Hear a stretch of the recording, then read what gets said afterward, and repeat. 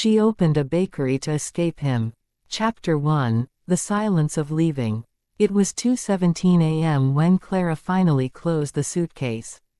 Her hands trembled, not from cold, but from the sheer weight of what she was doing. Behind her lay the penthouse apartment, high ceilings, marble floors, expensive art that meant nothing, and a life that had slowly become a cage disguised as luxury. On the kitchen island, she left the engagement ring. It sat there, glittering coldly under the recessed lights. 3 carats, flawless, expensive, and completely empty of meaning. Elias had given it to her with a speech about how lucky she was, how he had chosen her from everyone else, how she must now live up to the standard he set. For 3 years, she had tried. She had changed how she dressed, softer colors, less texture, nothing that might draw attention away from him. She had changed how she spoke, quieter, agreeing more, never offering an opinion unless asked, and even then, only if it matched his. She had stopped seeing her old friends because Elias said they were not suitable for someone in his position. She had stopped baking, too, her mother's recipes locked away in a box, because Elias laughed once when she burned a cookie and said, "You're too smart for such silly, messy things.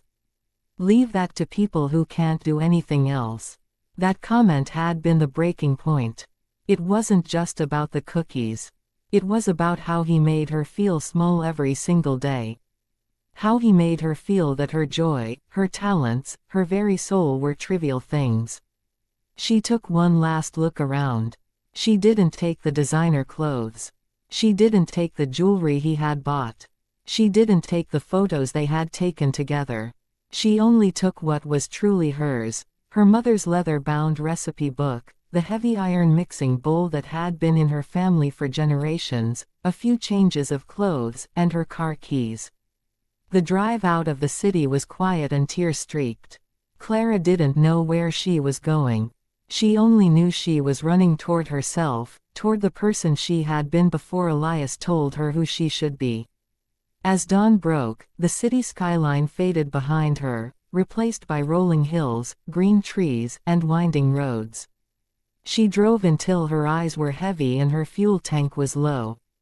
Then she saw it. "Welcome to Maple Creek, population 1,240, where life moves at the right speed." It looked like a place time had forgotten. Small houses with flower boxes, a main street lined with old-fashioned shops, and a soft mist hanging over everything like a blanket. It looked safe. It looked quiet. It looked like the kind of place where someone could disappear and start over. Clara pulled into a parking spot, rested her head on the steering wheel, and breathed in the fresh, pine-scented air. "Here," she thought. "I start over here. And this time, I will not let anyone shrink me down to fit their world." Chapter 2: Dust, Dreams, and a Grumpy Carpenter. The shop was exactly what she needed. Old, worn, neglected, and full of potential. It sat between a bookstore and a florist on Main Street. The windows were fogged with years of dust, the floorboards creaked so loudly they sang when you walked, and the counter was covered in a thick layer of grime. But when Clara stepped inside, she smelled it instantly, a faint, sweet ghost of vanilla, yeast, and cinnamon, lingering from decades past. It had been a bakery once. She could see the outline of old ovens under boards, the hooks where pots had hung, the shelves built to hold baskets of bread. She met with Mrs. Gable, the owner, a silver-haired woman with kind eyes and a curious smile.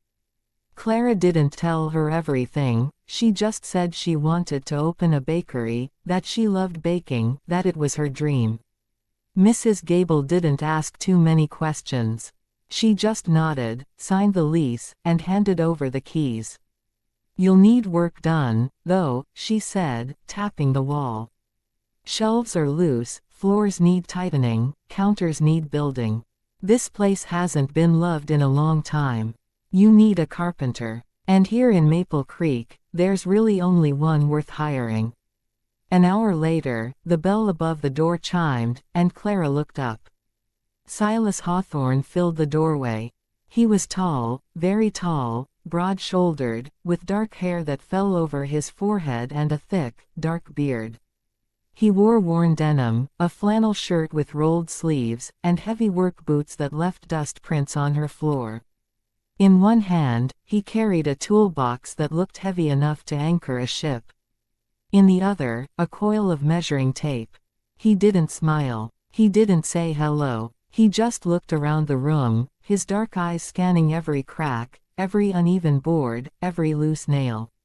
"Mrs. Gable sent me," he said. His voice was deep, rough, like he didn't use it much. "You need repairs." Clara stood a little straighter. In the city, she would have let Elias speak for her. She would have been quiet, polite, careful. But Elias wasn't here. This was her shop. "I do," she said clearly. "I need strong shelves that can hold heavy sacks of flour and sugar. I need a solid work counter, big enough to roll dough, knead bread, work comfortably. I need the floorboards secured so nothing wobbles. And I need everything to last. I'm going to be here a long time." Silas finally looked at her. His gaze was intense, unreadable. He studied her face, her hands, the way she stood. He didn't see a fragile runaway. He saw someone who meant business. "I build things that last," he said simply. "But I work alone. I work slow. And I don't chat while I work. Understand?" Clara smiled slightly. "Perfect. I work best in quiet too." He nodded, already turning to inspect a wall.